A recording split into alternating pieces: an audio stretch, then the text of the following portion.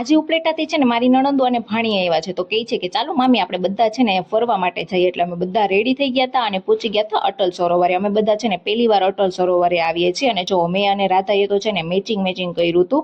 અને ત્યાં છે ને ભાઈ વચ્ચે તળાવ છે ને બસ જો આવી રીતના ફરતે છે ને અલગ અલગ પ્લાન્ટ્સ વાવેલા છે ને ક્યાંક ઘાસ છે ને નાસ્તા માટેની જગ્યા છે ને.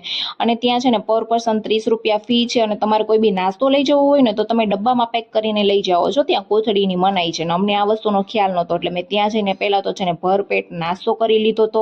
અને પછી છે ને નાસ્તો બી બહુ સરસ હતો, મજા આવી હતી. અને પછી નાસ્તો કરી અને છે ને છોકરાઓને છે ને રાઇડ્સમાં બેસવા જવું હતું, મતલબ ત્યાં બાળકો માટે મેળાની પણ વ્યવસ્થા હતી. એટલે બધા મેળામાં વયા ગયા હતા. અને છે ને હું અને મારા મોટા નણંદ છે ને અમે બે છે ને ફોટા પાડવા માટે મંડી ગયા હતા. અમે ઘણા બધા ફોટા પાડ્યા હતા. અને પછી અમે થોડી વાર આરામ કર્યો હતો.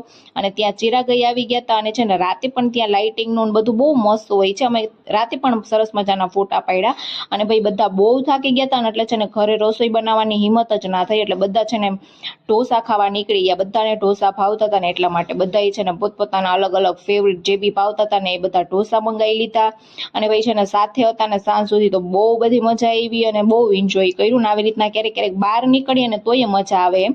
તો મળી આવતીકાલે એક નવા વ્લોગ સાથે. જય બજરંગબલી, બાય બાય.